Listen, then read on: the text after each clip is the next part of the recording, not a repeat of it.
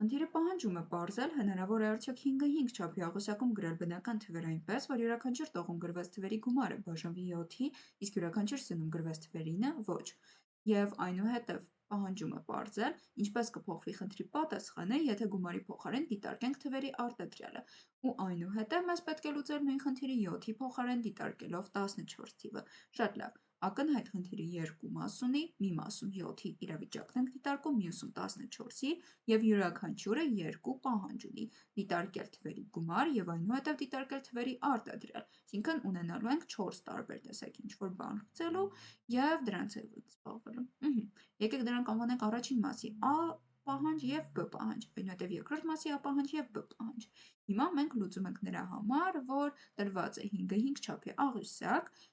սյունում գրված թվերի գումարը չպետք է բաժանվի 7-ի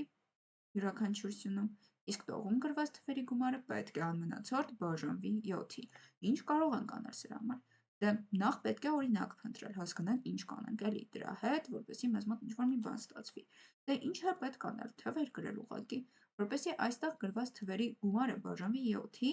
պետք է այնպես անել, որ մնացորդների գումարը բաժանվի 7-ի։ Դե օրինակ, եթե այստեղ ունենանք 4, 7-ի բաժանելիս ինչ-որ 4 մնացորդ է տալիս, և դրան ավելացնենք օրինակ 2, այնուհետև այս երկուսի գումարը 6 է, դրան ավելացնենք օրինակ 1, դրանց գումարը արդեն 7 է, բաժանվում է 7-ի անմնացորդ, ու այս երկու վանդակների գումարն է հիմա պետք, և նրանց գումարը նույնպես պետք է բաժանվի 7-ի։ Դե հիմա եկեք հենց դրանով էլի զբաղվենք, ինչպես անել, որ երկու թվերի գումարը բաժանվի 7-ի, կարող ենք դրանք ընտրել ուղղակի օրինակ 2-ն ու 5-ը, կարող ենք ընտրել 3-ն ու 4-ը, կարող ենք ընտրել 1-ն ու 6-ը, ինչպես հարմար է, երկու թիվ ուղղակի, որոնց գումարը կբաժանվի 7-ի, ու կարող ենք ավելի մեծ ընտրել։ Ուղղակի անիմաստ է մի քիչ ավելի մեծ թվեր գրել այստեղ, որովհետև կխճճվենք։ Դրա համար եկեք գրենք օրինակ այստեղ 3 և 4, ոչինչ չի փոխվի։ Այս թվերի գումարը հավասար է 14-ի, որը բաժանվում է 7-ի։ Հիմա ինչ անենք, որպեսզի սյունում գրված թվերի գումարը չբաժանվի 7-ի։ Դե տեսեք, 4-ը մեզ մոտ չի բաժանվում 7-ի, և այստեղ 5 վանդակ կա, այսինքն ամեն սյունում 5 թիվ է լինելու։ Հիմա եթե մենք 5 հատ 4 ունենանք օրինակ այստեղ գրված, ոչինչ չի փոխվի և կունենանք ուղղակի 5 անգամ 4, այսինքն մնացորդը մեզ մոտ 4 կլինի 7-ի բաժանելիս, կունենանք այդ թվից 5 հատ և դրանց գումարը արդյունքում չի բաժանվի 7-ի։ Եթե այստեղ ունենանք 4, 4, 4, այս թվերի գումարը մեզ մոտ չի բաժանվի 7-ի, քանի որ 5 հատ ունենք նույն թվից, իսկ այդ թիվը մեզ մոտ ակնհայտ չի բաժանվում 7-ի, հենց դրա համար էլ նրանց գումարը չի բաժանվում 7-ի, այսինքն այստեղ մեզ մոտ 5 անգամ 4 էր։ Այս սյունում օրինակ կարող ենք շարունակել բոլորը 2 գրելով։ 5 անգամ 2 կունենանք, որը 10 է, ու կրկին չի բաժանվի 7-ի։ Այս սյունում կարող ենք բոլորը գրել 1, այստեղ բոլորը 3, իսկ այստեղ բոլորը կրկին 4։ Եվ մեզնից չէր պահանջվում, որ թվերը լինեն տարբեր, և մենք գրել ենք բնական թվեր այնպես, որ յուրաքանչյուր տողում գրված թվերի գումարը բաժանվում է 7-ի, իսկ սյունում գրվածներինը ոչ։ Այսինքն մենք հստակ լուծել ենք խնդրի պահանջներով։ Շատ լավ, ինչպես կարելի էր ավելի պարզեցնել օրինակը, դե կարելի էր օրինակ դիտարկել, եկեք ևս մի այդպիսի 5-ը 5 չափի աղյուսակ գծենք և մի օրինակ էլ ուղղակի դիտարկենք, ու կարող եք դուք նկատել, որ օրինակը ես դիտարկել եմ նրանից, որ սկզբում տողում թվեր եմ գրել այնպես, որ նրանց գումարը բաժանվի 7-ի, հետո նկատել եմ, որ սյունում ընդամենը 5 թիվ ենք ունենալու, ու եթե ես նույն թվից բոլոր վանդակներում գրեմ սյունի, ապա նրանց գումարը ակնհայտ չի բաժանվի 7-ի, եթե հենց այդ թիվը չի բաժանվում 7-ի։ Շատ լավ։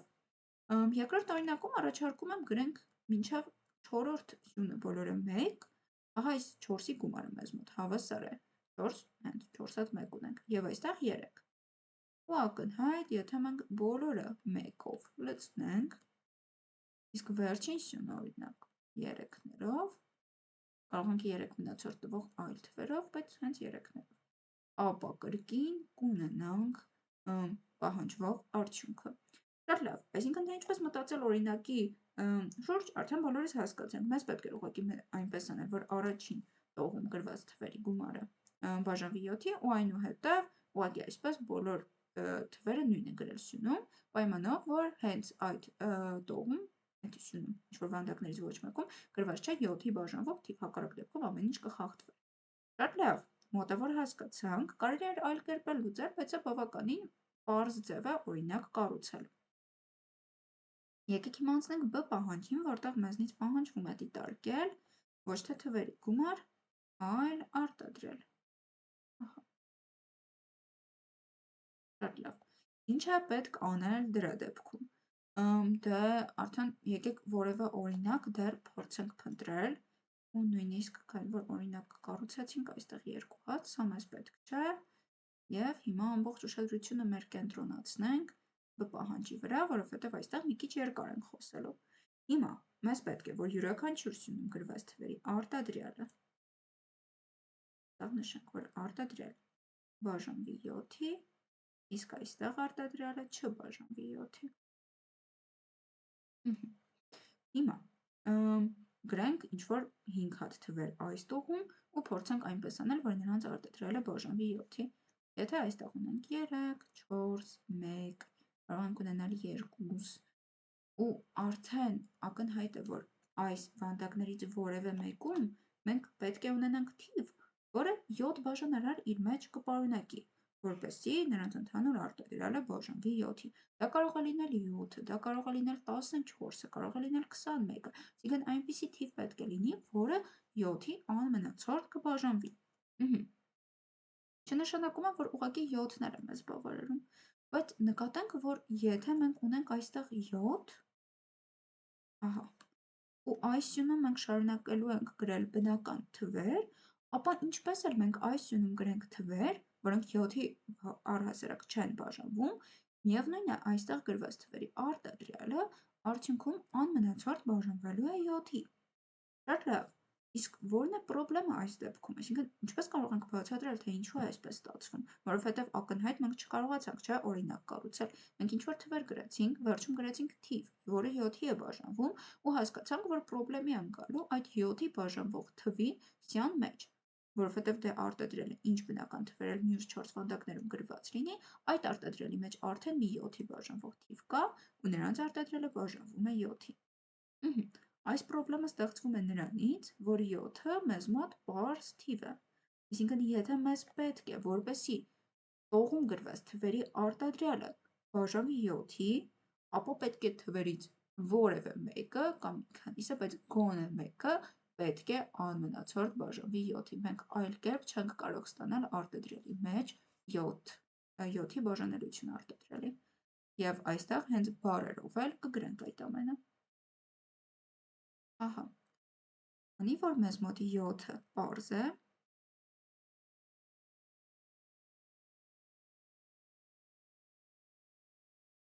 ապա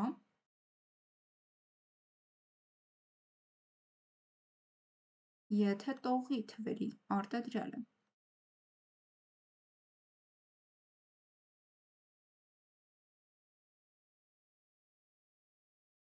կարճ գրենք այստեղ արտադրյալը բաժանվում է, և այստեղ նույնպես բաժանվում է 7-ի, այստեղից հետևում է, որ թվերից գոնե մեկը անմնացորդ բաժանվում է 7-ի, որտեղից էլ հետևում է, որ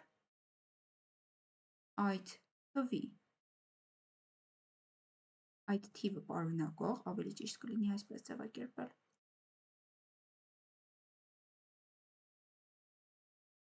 որովհետև մենք հիմա սյուն ենք դիտարկելու, այդ թիվը պարունակող սյան թվերի արտադրյալը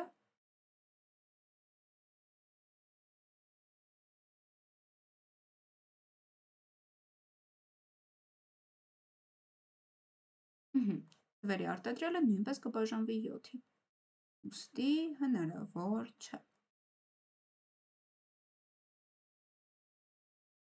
Շատ լավ, մենք ստացանք, որ հնարավոր չէ և հստակ պատճառ ներկայացրինք, թե ինչու հնարավոր չէ։ Կրկին, 7-ը մեզ մոտ պարզ էր, հետևաբար եթե թվերի արտադրյալը բաժանվում է 7-ի, ուրեմն գոյություն ունի մի թիվ, այդ 5-ի մեջ գոնե մի թիվ, կարող է մի քանիսին է, բայց գոնե թվերից մեկը պետք է անմնացորդ 7-ի բաժանվի, իր մեջ պետք է պարունակի 7 պարզ արտադրիչը, և հենց այդ 7 պարզ արտադրիչը պարունակող թվի սյունը, եթե դիտարկենք և սյան մեջ գրված մնացած թվերի արտադրյալը, այդ 5 թվերի արտադրյալը դիտարկենք, հենց այդ 7-ի բաժանվող թիվը նույնպես լինելու արտադրյալի մեջ, հետևաբար սյան թվերի արտադրյալը բաժանվելու է 7-ի, որն էլ արդեն ցույց է տալիս, որ չենք կարող կառուցել այնպիսի աղյուսակ, որտեղ տողերում գրված թվերի արտադրյալը բաժանվում է 7-ի, իսկ սյուներում գրվածը չի բաժանվում։ Շատ լավ, անցնենք B կներեք, անցնենք երկրորդ մասին, սրան դեռ կվերադառնանք ամփոփման ժամանակ, այստեղ մի քիչ երկար կրկին կանգ կառնենք ու ավելի պարզ կլինի ամեն ինչ երկրորդ մասի B պահանջը ուսումնասիրելուց հետո։ Դե կրկին, մեզ պետք է որ տողում գրված թվերի գումարը բաժանվի 14-ի, սյունում գրված թվերի գումարը չբաժանվի 14-ի։ Ինչպես կարող ենք դա անել, առաջարկում եմ անենք մեր երկրորդ օրինակի նման։ Այստեղ եթե գրում ենք բոլորը 1 ակնհայտ է, որ սյունում գրված թվերի գումարը չի բաժանվում 14-ի։ Եկան գումարի դեպքում ամեն ինչ ավելի հեշտ է կառավարել, քան արտադրյալի դեպքում։ Մնացորդների հետ այսպես ավելի հեշտ է աշխատել, քան արտադրյալ մնացորդի հետ։ Հիմա այստեղ ունենք 4, մեզ 10 է պակասում, որպեսզի բաժանվի 14-ի։ Եվ ահա ստացանք օրինակ, որտեղ տողում գրված թվերի գումարը բաժանվում է 14-ի, իսկ սյունում գրված թվերի գումարը չի բաժանվում 14-ի։ Շատ լավ, անցնենք B պահանջին և կրկին մեզ անհրաժեշտ է 5-ը 5 չափի աղյուսակ։ Հիմա տեսեք, մենք ունենք 14 թիվը, պետք է արտադրյալը բաժանվի 14-ի տողում գրված թվերի, իսկ սյունում գրված թվերի արտադրյալը չբաժանվի 14-ի, ինչպես կարող ենք դա կազմակերպել։ Դե ինչ-որ թվեր գրենք, նախ ակնհայտ է, որ 14-ը պարզ չէ, այն հավասար է 2 անգամ 7, ինքն ինչ-որ ձև տարբերություն լինելու է այս երկուսի B պահանջների մեջ։ Հիմա փորձենք այնպես անել, որ տողում գրված թվերի արտադրյալը բաժանվի 14-ի։ Օրինակ կարող ենք բոլորը կրկին 1 գրել, որ չազդեն արտադրյալի վրա ու վերջում գրենք 14, բայց նկատենք, որ ահա այս 14-ը պարունակող սյան թվերի արտադրյալը բաժանվում է 14-ի, ինչը պրոբլեմ է առաջացնում։ Այսինքն մենք պետք է այնպես անենք, որ այս 5 թվերից ոչ մեկ չբաժանվի 14-ի։ Թիվը չբաժանվի 14-ի, բայց արտադրյալը բաժանվի 14-ի։ Ուստի մենք պետք է ուղղակի գրված թվերի մեջ բաշխենք 14-ի պարզ արտադրիչները, ինչը նշանակում է, որ կարող ենք մի վանդակում գրել 2, մյուս վանդակում գրել 7 ուղղակի։ Ու այսպես կստացվի, որ այստեղ գրված թվերի արտադրյալը բաժանվում է 14-ի, բայց արդեն այս սյունում գրված թվերի արտադրյալի մասին մենք ոչինչ ասել չեմ կարող։ Ահա այստեղ կա 7, բայց դա ոչինչ չի փոխում առհասարակ։ Պետք է այս սյունում լինի նաև 2 պարզ արտադրյալ, չէ՞, որպեսզի նրանց արտադրյալը արդեն բաժանվի 14-ի։ Հետևաբար մենք ուղղակի աշխատում ենք այնպես անել, որ այստեղ չգտնվի 2 պարզ արտադրիչ ոչ մի տեսքով, այսինքն զույգ թվեր ուղղակի չլինեն այստեղ։ Հետևաբար կարող է այստեղից միտք առաջանալ, իսկ ինչ կլինի, եթե կիրառենք AI օրինակի մեթոդը, ուղղակի նույն թվերը գրենք ու փորձենք հասկանալ ինչ է կատարվում, չէ՞ որ գումարի վրա ոչ մի ձև չազդեց,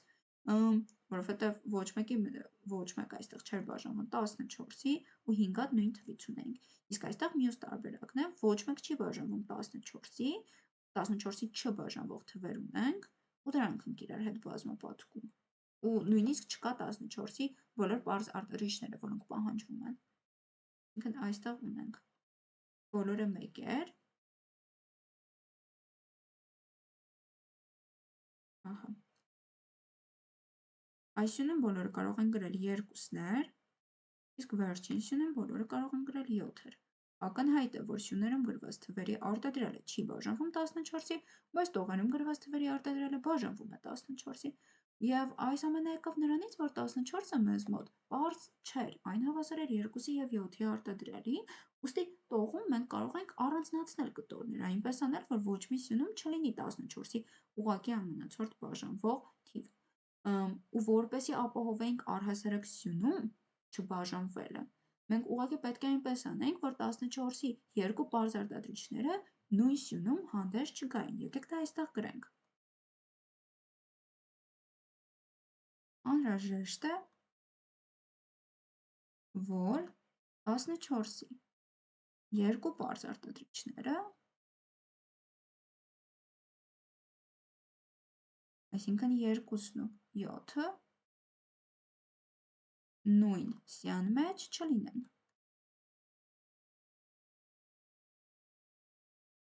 Հակառակ դեպքում ուղղակի նրանց արտադրյալը կբաժանվի 14-ի։ Շատ լավ, ինչն էլ մենք այստեղ ապահովեցինք։ Միտեղ 7 ունենք, այնպես արեցինք, որպեսզի չլինի մեզ մոտ 2, մյուս տեղ 2 ունեինք, այնպես արեցինք, որ 7 չլինի, իսկ մնացածում առհասարակ էական այլ չէր, ինչպիսին կլինեն, էլի։ Ուղղակի մեկեր ենք գրել, որ արտադրյալը բարձ չլինի հաշվել։ Շատ լավ։ Այսինքն էական տարբերություն կա մեզ մոտ թիվը պարզ է, թե բաղադրյալը։ Բաղադրյալի դեպքում կարելի է այսպիսի բան կառուցել, պարզի դեպքում արդեն չէ։ Շատ լավ, եկեք ամփոփենք խնդիրը։ Առաջին մասը մեզնից ինչ էր պահանջում, որպեսզի տողում գրված թվերի գումարը բաժանվի 7-ի, սյունում գրվածներինը չբաժանվի 7-ի։ Դե օրինակ կարելի էր գտնել տարբեր ձևերով, այդքան էլ բարդ չէր հասրա համար օրինակ փնտրել։ Բայց արդեն B պահանջը, երբ մենք փորձում ենք արտադրյալի հետ այդ ամենը անել, մենք սկսեցինք օրինակ փնտրելով կրկին։ Գրեցինք թվերը։ Հետո հասկացանք, եթե մեզնից պահանջվում է, որպեսզի թվերի արտադրյալը բաժանվի 7-ի, ապա թվերից գոնե մեկը պետք է բաժանվի 7-ի։ Պարտավոր է, հակառակ դեպքում արտադրյալը չի բաժանվի, որովհետև 7-ը պարզ է։ Իսկ եթե թվերից որևէ մեկը 7-ի բաժանվում է, ահա այդ 7-ի բաժանվող թվի սյան մեջ մենք հակասության կգանք, չէ՞ որ եթե սյան մեջ գրված թվերից որևէ մեկը բաժանվում է 7-ի, նշանակում է, որ նրանց արտադրյալը նույնպես կբաժանվի 7-ի, որովհետև այստեղ բոլոր թվերը բնական են։ Ոչ մեկ ինչ-որ ձև չի կրճատվելու այս 7-ի հետ։ Որտեղից էլ արդեն եկանք հետևյալ եզրակացությանը ու նշեցինք, թե կոնկրետ ինչն է խնդիրը։ Մեզ մոտ 7-ը պարզ թիվ է, եթե տողի թվերի արտադրյալը բաժանվում է 7-ի, թվերից գոնե մեկը պետք է բաժանվի 7-ի։ Այստեղից էլ հետևում է թիվը պարունակող սյան թվերի արտադրյալը կրկին կբաժանվի 7-ի։ Ուստի հնարավոր չէ։ Գումարի համար, եթե արդեն 14-ի իրավիճակը երկրորդ մասը, եթե 7-ի համար կարողացել եք կառուցել, 14-ի համար նույնպես կկարողանաք կառուցել, ուղղակի մի քիչ օրինակ է պետք փնտրել, եւ արդեն արտադրյալ իրավիճակը այստեղ 14-ը մեզ մոտ բաղադրյալ էր։ Ուստի այս նույն պնդումը մենք չենք կարող անել 14-ի համար։ Տեսեք, մենք այստեղ ասել ենք, եթե տողում գրված թվերի արտադրյալը 7-ի է բաժանվում, ապա թվերից գոնե մեկը 7-ի է բաժանվում։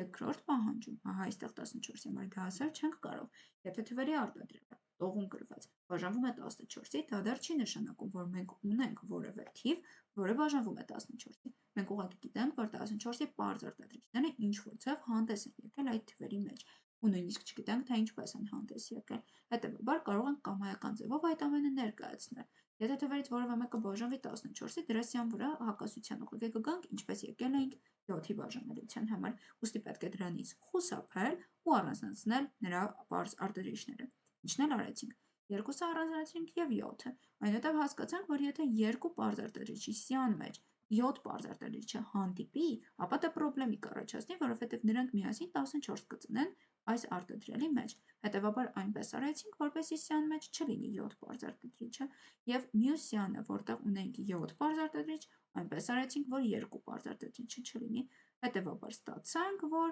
սյան մեջ գրված թվերի արտադրյալը չի բաժանվում 14-ի, բայց տողերում գրված թվերի արտադրյալը բաժանվում է 14-ի։ Օրինակ կառուցեցինք 3-ի համար եւ 1-ի համար ապացուցեցինք, որ օրինակ չի կարող լինել։ Ուստի այսքանով խնդիրը ամբողջությամբ լուծեցինք։ Կարող ենք ավարտել ուղղակի լուծումը։